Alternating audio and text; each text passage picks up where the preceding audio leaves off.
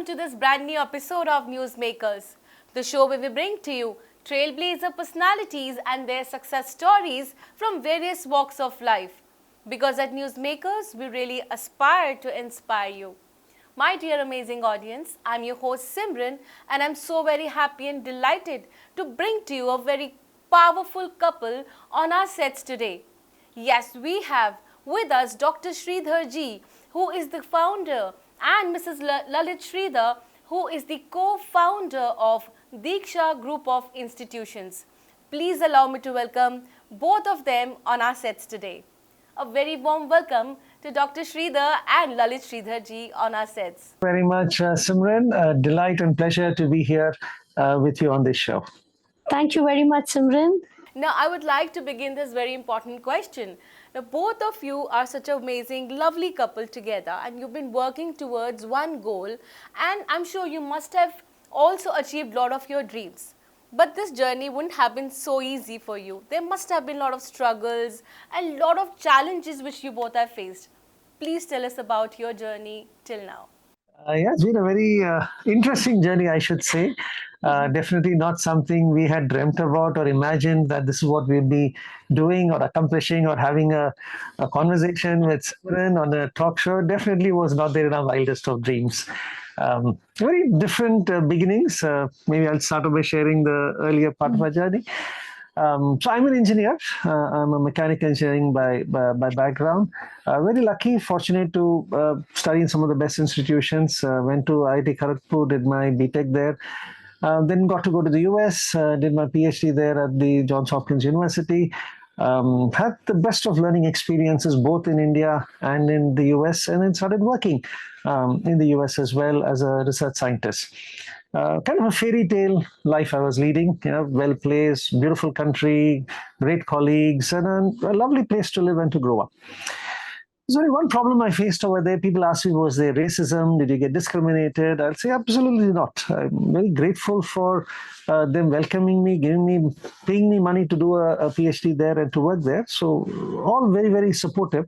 The only issue I had was when conversations would come about India, about our home country. When the Westerners or the Americans spoke, this was in 1985-89 that I went there. Perception of India was very different from what it is today. And the typical questions would be that, hey, is it true India is a very poor country? Is it true that you have cows in the road? Is it true it's a very dirty place? Do you go to school in elephant? Questions like that they would ask. And that would get me very annoyed, very angry. You know how it is with human beings, right? When you're in a family, you'll all fight with each other, with your brother, sister, everyone. But if someone from outside points a mistake about your family, you will go and fight. All of you will gang up together and fight against them. Likewise, while we are in India, in our country, we will find innumerable faults and we'll crib about everything that's going wrong over here. But if someone else cribs about your country, you'll feel very angry about it. You become so much more patriotic when you're outside the country than inside the country. And so that bugged me no end. That how dare they talk about my country like that? And what bugged me was a lot of it was true. A lot of it was true that it's poor, it's dirty, it's not as glamorous and beautiful as that country. And why was I staying there? Because it was a very beautiful country. And so it didn't make sense for me staying in someone else's home and feeling bad about your own home. If you want to live in a beautiful country, we have to just go make your own country beautiful. And so there was that moment of realization. I said, hey, continuing over here is not right. I'm grateful for the education they gave me, but my rightful place is to go back to my own home and try to do something there. I can't be sitting in someone else's home. Okay. And so packed up my bags and came back to India in 98. And the thought was, what can I do to help the country while I make my living myself? And the fact remained is my parents were not politicians or super rich, and there was no money, land or landlords or money around. We were a typical middle-class family where education is the main sustenance for us. So I came back over here and I was thinking, what can I do to help over here? The one place where I felt we could make an impact was through education. That if I can change the hearts and minds of children, it is not one person who's trying to make a change in the country. You have an army of children who will be there to make that change. And so I decided to become a teacher and came back to India. And here's this guy who's done his BTech, done his PhD, working great job in the US, given everything up to become a tuition master in India. And people genuinely thought something's wrong with him. Yeah, he's gone mad. Hats off at that time that I met Lalit, and she's a chartered accountant herself. And she trusted this little madcap or this little idealistic boy who came back and said, I want to do something. And we got married 5 months later. And she's been instrumental in my journey as we navigated in the last 25 years. So our dream at that time, honestly, was I'll be a teacher. I'll go teach two sets of children, 40, 80 children, then go play basketball, come back home and relax is all I wanted to do, to be a teacher and then share my thoughts with children. But fate had other ideas for us, and Lalit over here is a powerhouse. Yeah, I'm the dreamer. I'm the guy who has that imagination and wants to do idealistic things, but she's the doer. And so I think it was a terrific combination that brought us together and took us in different directions and journeys. And I think what we believe also in, and there are numerous examples which we can share with you. We say that when you have the best at heart, the whole universe will conspire to make it a reality. And we've experienced it time and again in various forms. And like Dr. Sridhar said, it was not in our minds. We said, okay, one place, small set of students, interact with them, deeply interact with them, get to know them, and then go on. Today, what Deeksha has grown into, and what the number of lives we've been able to impact is, again, the universe has conspired to make it happen. But Deeksha's underlining philosophy has always been we care. When we say we care, it means that any step that we take forward or any initiative that we take forward is based on what does a child genuinely need. And because of that, it's grown by leaps and bounds, and we are very happy. We have a Deeksha family of 1,000 Deekshites who believe in that vision and who are there with us going through this journey. And now it has reached a stage where we say that we dream of something and we want something to happen. It's the 1,000 Deekshites over here, the family that we have, who actually make it happen. Impacting 50,000 lives is something that has happened over the last 25 years, because we believe that if we can positively impact and identify what does a child need, and if we are able to make a difference over there, definitely children will blossom and they are our superstars. We believe truly in saying that nurturing success of every child, and every child is a superstar. Every child has some innate capability in them. Recognizing them and making them believe in themselves is what is very important in education. This is so very good to know that both of you are working towards one goal, and which is nurturing the success of various children, and because every child is a superstar. Now, I would like to know about Deeksha STEM schools, which cater to children from kindergarten to grade 12. Now, first of all, why the name STEM? And what is STEM education all about? Before we talk about the Deeksha STEM school itself, I think take a step back and look at what is happening today in our world. AI is one of the bigger talks of the town. It was a fad or something you spoke about 2 years ago, but today AI is visibly, tangibly changing everyday life. Yeah, there are lots of things that AI is now coming and impacting. And I was always telling to my students' parents, we being very blessed when we studied, there was a very deterministic future. You studied, you became an engineer, there will be 5 companies available, get a job, work for 25 years, change one more job, and then retire. It was very simple, very clear, very deterministic. But today with AI and technology development, many of those jobs that we take for granted will not be there 15 years from now. Very simple. Today, you're doing an interview with me, right? Your job is a reporter and a host. You're doing this job and you assume that your job is secure. But I challenge you, 5 years from now, an AI will be sitting and doing the same. A beautiful impersonation of Simran will be there asking questions, talking and interacting and discussing. That the whole workspace is going to be dramatically transformed. Now, in such a scenario, we are now training our children, educating our children. If you look at the Indian education system, it's largely fact-based rote learning. You train the kid to memorize data. You teach the data, you make the child memorize the data, you test him on the data. If he memorizes the facts, you give him full and say you're a very knowledgeable child. But the fact of the matter is, the facts that you work so hard to memorize, I take a phone, all the data is available for me in that small device. Just because I know some fact doesn't make me useful at all in society. I'm absolutely no use just because I know some data and facts, because data facts is available to everyone. The only child who will be relevant, the only workman who will be relevant, who can survive in the world of tomorrow, is someone who can now add on to that data, someone who can think on that data, someone who can create something with that data, someone who can solve problems which come forth. Then there is relevance. If you're only going to be a repository of information, you're going to be redundant. So fundamentally, our whole education system has to get transformed in the school space to make sure our children are ready for that very uncertain, very strange, very different future that is over there. And that is the whole basis with which STEM was started. That how do I build these skills in our children to get them ready for the world of tomorrow? So if you see in STEM, how do we cultivate this right from the younger days becomes very important. So like Dr. Sridhar was mentioning, what is the first attribute is ability to think, ability to see beyond what data is available over there. That's why one of the pillars which we have introduced in STEM is called as inquiry-based learning. So right from their younger days, can we encourage the child to ask questions? Can we encourage the child to not just memorize the data or say, my teacher has said that's why it is over there, but actually in the classroom itself say that, why is it? What is it? How is it? Get the child to be curious and encourage the child to ask questions, because right now our education system is keep quiet, teacher is teaching, listen it, memorize it and come back. Yeah, we never encourage the child to be asking his curiosity. And the strange part is a kindergarten child is filled with questions. Successfully in 12 years, we hammer the child that he graduates without asking any questions. Yeah, that is the first thing we need to change. The child should be curious, child should be asking questions, we should encourage it and we should answer those questions. Yeah, that is the first step. So that is inquiry-based learning. One of the basic pillars of the Deeksha STEM school. The way the curriculum itself is taught to the kids is based on inquiry. I'll just share an example with you. Recently, one of our grade 2 parents came and spoke to us.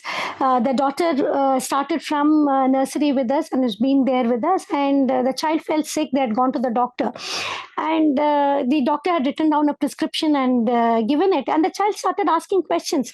Why is this medicine given? Are there any side effects? Are there any alternate medicines? And the child started asking so many questions. At the end of it, the doctor apparently asked the parents, which school is the child going to? And very appreciative of how the child was interacting and holding a conversation. Generally, we see adults doing it, but then a child actually doing it was very impressive, is what the parents have said, that, the child comes back home and also has so many questions. So this is one of the most important critical things right from the younger days. If we can cultivate in them, then they start looking at things very differently. They don't just memorize facts, but then they question about the various facts.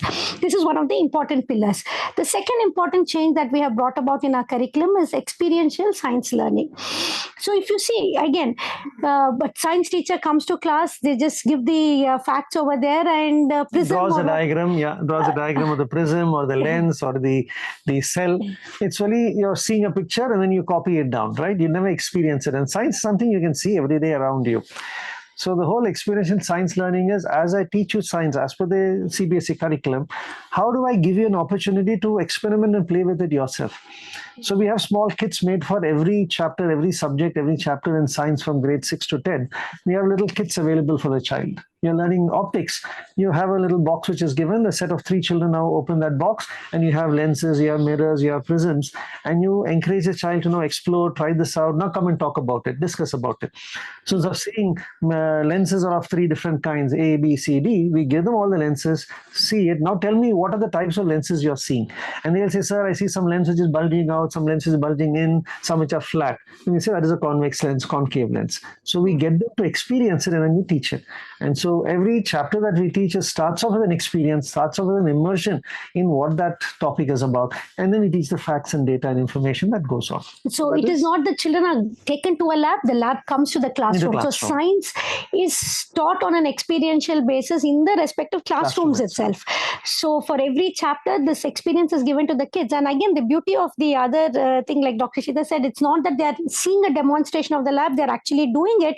And again, a group of 3 kids are doing doing it. So what is the other skill set they are learning? How to work in groups. Yes. This is a very important skill set that a child should have, that, you may have difference of opinions with your friends, but then how do you Talk it out. seamlessly, make sure that that difference is not there? So in a science class, when you're actually doing the experiment and you're interacting with two more friends and bringing out the facts, how among yourselves you're able to project that idea. So learning in a group automatically happens in their day-to-day life. So this pillar is also very important, where the children actually learn through their experience. The third pillar that is there is learning by design. I think Dr. Sridhar, please explain about learning by design. So this is again something that really struck me as different between the Western world and Indian world.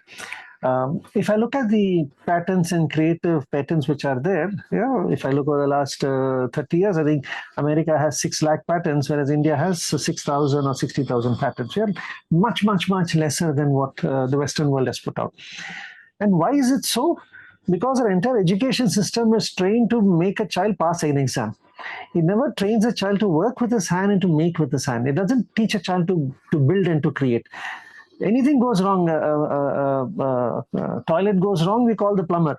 Bulb goes off, we call the electrician. In India, right, we have so many people doing works for us. As a child, I never feel the need to sit and work with my hands and to do it. Whereas it's the exact opposite in the Western world. Right from 4 years, 5 years, children are encouraged to take things apart. You take apart your cycle, you take apart your car, you take apart your stereo system. They are working with their hands, making, building, which automatically makes them innovators and creators. And this is something that NEP also recognizes. We need to make it experiential. We need to make sure it's encouraging children to make and build with their hands, to become innovators. And that's why the Atal Tinkering Labs have also started all over the country. They have the government of India is promoting these tinkering labs. The version of these tinkering labs we call as the STEM labs. So from grade 3 onwards, we make sure our children every day, every week, there are 3 periods set aside for tinkering, for maker spaces, for building things. Now the Atal Tinkering Lab was put together, but the sad part is there was no curriculum given for it. So all schools are scratching their heads what to do. They have a lab, but they don't know what to do with the children when they come to the lab. And so we've now created an entire curriculum from grade 3 to grade 8, that what is it children will do and what is the skill they will learn and how they will start making things. So grade 3 children would work with paper, for example. They will make a kite, they will make aeroplanes, they will make boats. They do various activities with paper, learning how to make with paper. Then slowly they graduate into making with wood, making with mechanisms, pulleys, levers, etc. Making with electrical circuits, then electronic circuits, then coding, robotics. There's a whole sequence of skills that are being taught to our children. And the whole idea is, it's not that I teach like a lab and you repeat what I do. I teach you, for example, an electronic circuit. I'll explain how the circuit is to be done. I will make one circuit, then I will let you build your own circuit. Once you understood how the circuit works, now I say, make your own application of the circuit. Take the circuit and make a device that solves a problem. So you take a circuit which opens up the waste bin automatically, or you make a circuit that dispenses shampoo in your hand automatically. Use it to solve a problem. So they are using the skills they've learned to make something new. And that is your learning by design. That you start learning more and more as you start designing, as you start creating, and start building and making products. And you should just experience it when you go and see the enthusiasm and the excitement the kids have when they are doing it. It's amazing. Like one set of kids recently built a wiper for a helmet.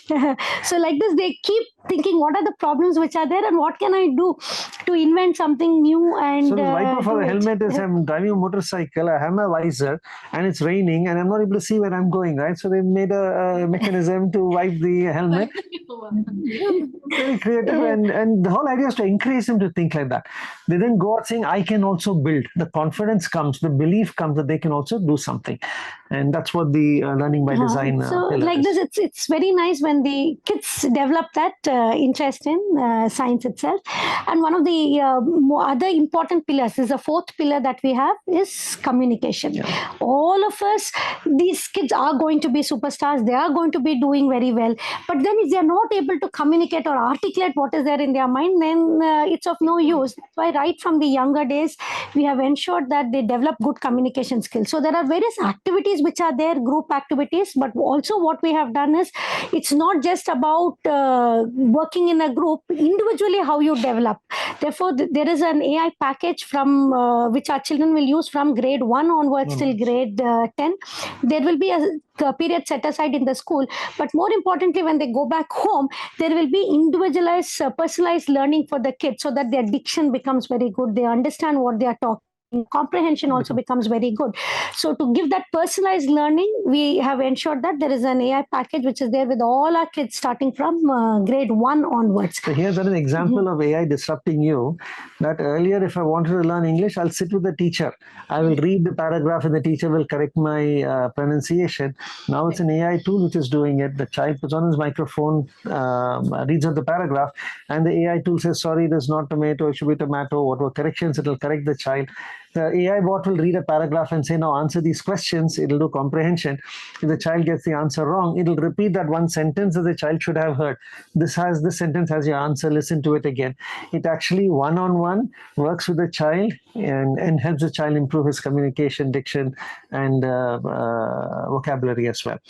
So overall, the idea is through your STEM philosophy and STEM pillars that we are doing, we want to build 4 skills in our children.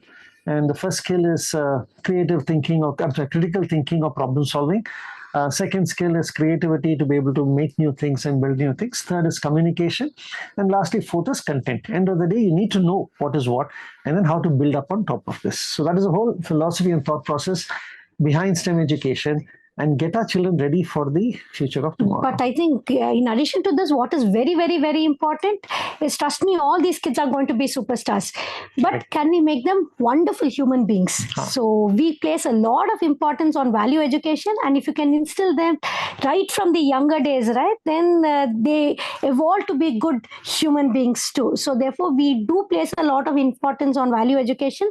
Again, value education is not that, we just go, there is a moral science class or 1 hour of class and we don't lecture the kids. It's like, how do you lead by example? How do you showcase? How do you, talk about various stories, real life people, examples, and then, simple things like, you're walking in a corridor and there is a wrapper over there in the floor. If we pick it up and throw it into the dustbin rather than calling someone else to pick it up and throw it, the children will automatically learn that, and they'll say that, hey, I can just pick it up and put it inside myself. Or there is a little water that is fallen over there. If there's a mop and we just mop it up, children are observant, right? They just pick it up. At home also, they would tend to do the same thing. How do you respect people around you? The way we speak to people is what the children carry it forward. So through real examples and, just by showcasing to the kids, can we instill the value system in the kids becomes very, very critical and important, because we want our kids not just to be superstars, but to be superhuman beings who have the empathy and who care towards people around them.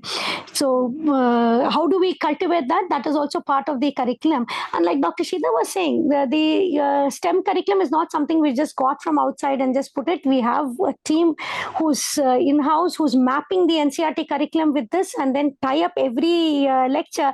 So it's a very structured content that is put up for this STEM learning, which is there for their kids. And it's again not set in stone. What we do is we review it constantly. Our teachers are reviewing it constantly and saying where else, what modification is needed, what changes are needed, and make sure those changes are implemented depending on our interaction with the kids and with the parents. And this is a very different mindset, right? Our teachers, our community, our parents, everyone are used to a certain way of learning and teaching. What is again very critical and important, which we have realized, is how do we train our teachers who believe in this particular philosophy to impart this education the way we want it. Otherwise, the purpose is defeated. So we have a very strong training mechanism put in place, which is periodic, which is there regularly put in place, so that our teachers are also able to carry the true spirit of the STEM education to our children. So this is what STEM is about. I'm sorry, you're very passionate, so we spoke a lot. I could really feel the love and dedication you have towards your goal. And like Dr. Sridhar just said that he is very passionate, I am sure he is, because he is doing great work as a team together.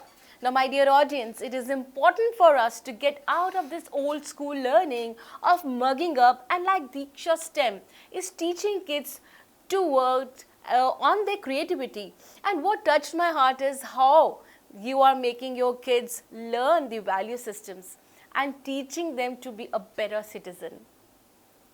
Now, I would like to ask this question. Now, as an educator, what is, according to you, are the changes which are required in our schools in the K-12 space? And what are the challenges you foresee? And how Deeksha STEM is working to address these challenges?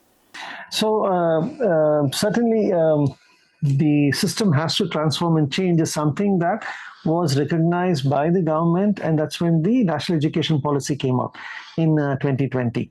And the National Education Policy in the kindergarten space, the main objective, it's a visionary document, it is not an operational document. It lays out where we want to go, what we want to accomplish. And the document clearly calls out, we need to make sure our children can think for themselves. So critical thinking, reasoning, we need to create a system that makes children think for themselves. We need to make a system where children are creative and they're able to build and make. And make a system where children are communicative and able to address. So the vision for the country itself is already determined and put in place. The problem was people did not know how to do it. Because the teacher who's teaching has been taught with the earlier method, right? So they only know how they've learned. They've done their schooling, they've done their B.Ed, which is the traditional method that this is the fact, this is the data, teach it, dictate it, write it, question it, give marks for it. So the fundamental transformation that has to come is with the teachers. That is where the first change has to come. Along with the teachers, the second help all these schools need is content. That, okay, I agree, I'm going to make my child creative, but what should I do to make the child creative? And what is happening is all schools are reinventing the wheel. So whichever school is progressive and said, hey, NEP is now told us this is a vision, this is a direction to go forward. Whichever school is willing to do things is now basically reinventing what everyone is doing. And independently, everyone is trying to reinvent the wheel. So it's important that we are able to collaborate and get the shared knowledge amongst ourselves to make the transition to go forward. And once a small group of the pioneering schools sit together and create this, the other schools says, okay, fine, it's worked for them, I will adopt it. The adoption will happen downstream. So the revolution has to happen, there's no doubt about it. Is it going to happen in 2 years, 10 years, or 20 years is the only question, how long it's going to take.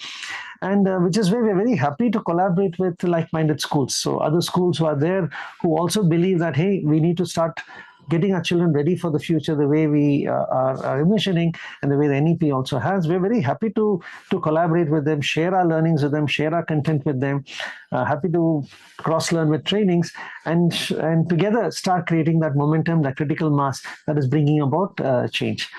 My hope and dream is this whole approach of pedagogical teaching, and something new, by the way. It's well established in the Western world, in Finland, and in the US and all. It's well established. We are very late to the party, but having come late to the party, we should quickly do our transformation. That's what we should do. Hope is with like-minded schools collaborating, setting the ball rolling, others will follow, and the momentum will pick up very soon. Very rightly said, Dr. Sridhar, that we need to educate our teachers. Now, these are the first thing that we need to do, because teachers also need to adapt to the change.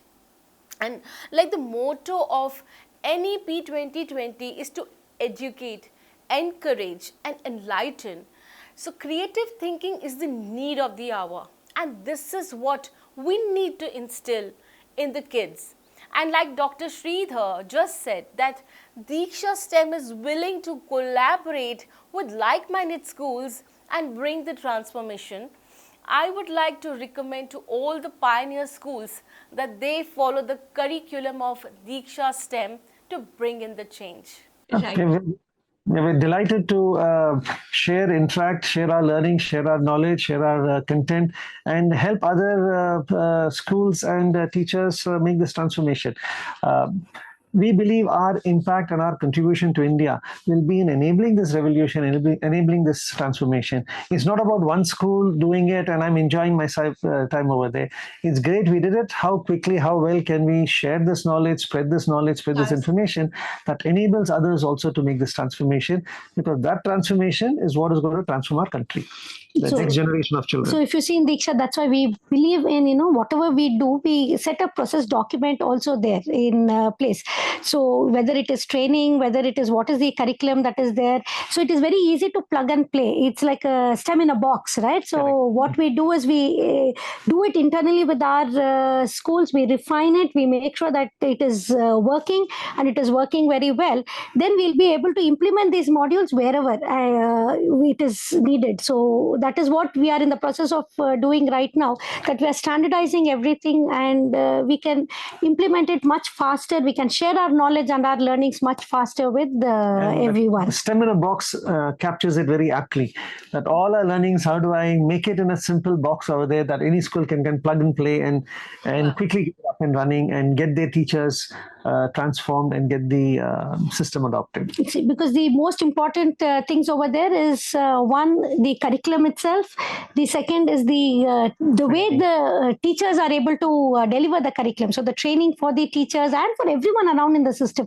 It's not just about the teachers, but the entire support system which is there for the school. How are they trained? And the infrastructure supporting such a learning.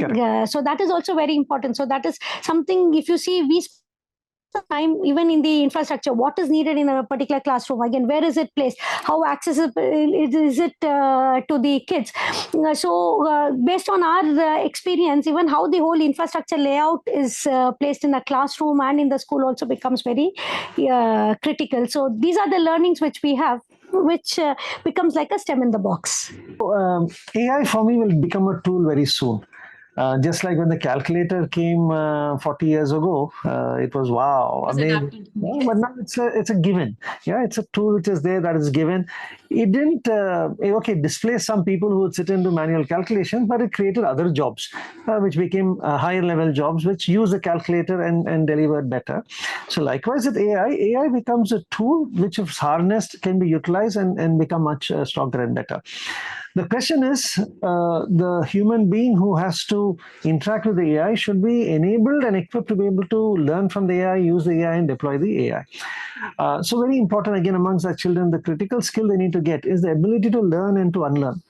The ability to not get scared of the unknown. These are two things that the kids should be trained from the beginning. Because one thing guaranteed is in 15 years when they come into the working space, things will keep changing every 5 years. What they take as for granted, that whole thing will be redundant, something else new will come in. So the ability to see the unknown and not get worried by it, and the ability to say, okay, I learned some skill earlier, now I'll leave it, I'll learn the new skill. So now the AI tool that is over there, how do I utilize it? How do I use it to make my life easier? How do I use it to make myself more productive? This is the open-mindedness they need to have to be able to navigate through the rapid changes that will keep happening. So changes is what is the difference. Earlier, change was, in my father's generation, change was once every 30 years. Yeah, you enter some place, you work the same. After 30 years, my incremental change and you leave. My generation's change is every 15, 20 years, which is happening. But the next child which is coming, even 3-4 years, there'll be a change. There'll be a rapid change in the technology, in the tools and the systems being used. The child or the human being should be willing to learn, unlearn, adapt, and face the unknown confidently. Then they'll manage and do very well. They'll excel. They'll enjoy the AI tools that come and they'll excel and do very well in that. See, that's why it's very important how they view life, right? We can complain about changes happening very quickly and wanting to, to learn again and again. But whereas if you look at it as a challenge, as an enjoyment, and enjoy the whole process, then the way they look at life itself changes. So can we inculcate this right from the younger days to say that, just keep enjoying what you are doing. The challenges are part of life. There are going to be ups and downs, but then how do you confidently keep facing it and going on? Then you have actually nurtured the child to be capable to adapt for the future. What an amazing thought. You have rightly said that we all face challenges, and as parents, we need to train our kids right from the beginning that they have to learn and unlearn and they should be adaptive to change. Now, I have a very different question for both of you, nothing to do with the education system, but it is to do with both of you, this lovely couple. Now, you both are such a great combination of, and you've been working towards one goal, and of also you've achieved so much. But how do you manage to maintain this harmony in this relationship? Now, on a lighter note, who bosses who? No, so like Lalit said in the start, right? It's we are very poles apart. Yeah, our thought process are very dynamically opposite. Our skills are very opposite of each other, which becomes very easy for us to draw a line like who's good at what, who's not good at what. So it's just all about mutually respecting each one's strengths and then backing off and letting the person do to his strength and chipping in when the thing is required. So I wouldn't say there's any boss over boss, but yeah, there's a mutual understanding and there's a fine line that is a balance which is there in taking us up together. Because we respect each other's strengths. We know that, when someone says something, it is right. So therefore, since we have that mutual respect, we are able to take it forward. And I think listening to each other, it's not, before any decision is also taken, we listen to each other's point of view, to see what is important, see the merits of it, and then take it forward. That also is something that we've done in the last 25 years and hope to continue. It's a journey. That's also a journey. A lot of learning, unlearning as we go through our life journey as well. And I think we've had a very supportive family. So hats off to them, his mother, my parents, our kids who've been completely supportive through the whole years. They've been through they've seen the ups and downs because we carry our work home too, and we've hardly been available because, every entrepreneur would relate to it. When you're passionate about something, most of your mind space is occupied with what you are doing. And so having that supportive family also becomes very crucial and important. So we've been very lucky. God has been very lucky that way, that they've given us a very supportive family. Wow, indeed this is coming from a very, very powerful couple, as they mentioned that they are strength to each other and their biggest support system is their family. Now we're towards the end of this interview and this is my last question to both of you, as what is your advice to those educators who are watching you right now as to how can they adapt to these new pedagogical changes? One very simple advice, the transformation is enjoyable. The whole dynamics in the classroom is fully transformed now when you embrace this pedagogical approach, these changes that you want to do. The joy, the excitement, the fun, the happiness in the campus is so different. So I think that itself becomes a positive motivator for everyone to dive into it and to take it forward. It may look different, it may look unknown, look a little scary, but trust me, the journey is very rewarding simply because of the joy and the smile on the child's face. So change is inevitable. We have to do it. Embrace it earlier. Dive into it. We are all here to help you out. We are here to share our journeys and to help you all navigate through all of it. The quicker we do it, the better it is for you, for the child, and for the country. And I think very important, follow your heart.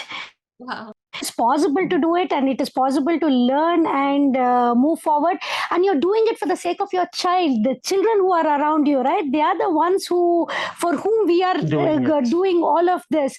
At the moment we recognize that fact itself, that we are doing it for the sake of the kids around us, the way we look at things again change. And like I again said earlier, the 1,000 Dikshaites are like our family over here. They are all people who align with the vision, who align with what is the need of the hour, and they truly care about what they are doing for the kids. So yes, it's possible by the 1,000 Dikshaites, it's possible by the lakhs of people out there who want to create that change, who want to create that impact for the kids, for the future generation. It's a very rewarding journey. Yes, it's a very fulfilling, rewarding journey. And we keep saying this, no matter where we go, to which part of the world, there are children who come running to us and who speak to us. It's really very nice when we see these kids blossom and move forward. We've got such a great insight and such a great advice that we need to follow our heart. All the teachers, you need to follow your heart and be receptive to change, because this entire journey is very, very rewarding. When you see your kids learning and becoming great citizens, it is so very good to see them, and that hug which comes towards the end, it is absolutely rewarding. Thank you so much to both of you. You have been commendable, and I just love this interview. I am really going to follow whatever you have just told us, and I'm really going to tell the audience, please follow Deeksha STEM schools. They have a great curriculum. So here's Simran signing off with a promise that I will be back soon, and I'm going to bring to you yet another amazing personality like always. And if you too have a story, then please do not forget, our emails are reflecting here. You can mail your story to us and you can be here with us on this couch. This is Simran signing off. I will be back soon, but do not forget to stay happy and stay healthy.